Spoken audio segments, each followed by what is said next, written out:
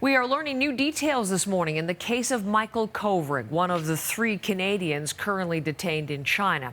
There are multiple reports this morning that the Canadian diplomat on leave from Global Affairs Canada is being denied legal representation. Let's go to Megan Roberts with the latest we are reading this morning. Megan?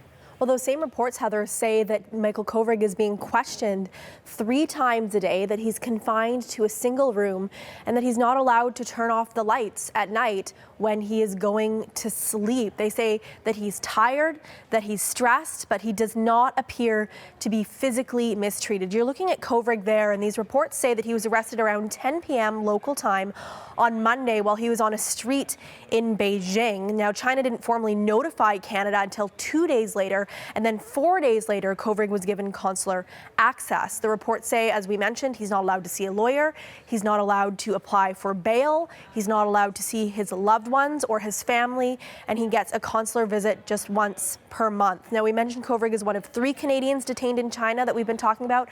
In addition, there's businessman Michael Spavor, also in custody, also accused of endangering China's security, which is what Kovrig is accused of. And we learned about Sarah McIver this week, who's been sentenced to administrative punishment for illegal employment. She was working as a teacher in China. So Kovrig is the only one that we have more details about right now. And again, being questioned 3 times a day, no lawyer, and not allowed to turn off the lights at night is what we're learning from these reports, Heather.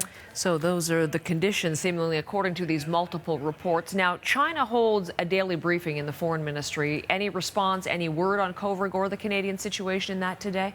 They say that he's been given his full rights, that he's been treated humanely. Let's take a look at part of that statement from this morning from the China Foreign Ministry. I don't know where you heard about this so-called treatment and whether this is the real situation.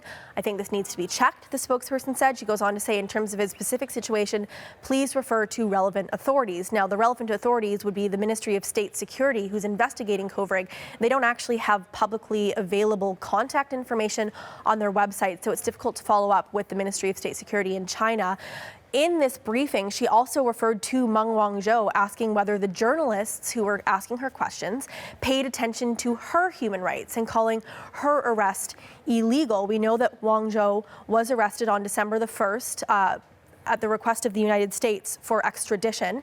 She's since been released on $10 million bail. She has to stay in her Vancouver homes, which are totaled about $22 million in value, while she goes through her extradition proceedings. And we know her next court date is February the 6th. Heather. Thank you, Megan. Megan Roberts in studio this morning.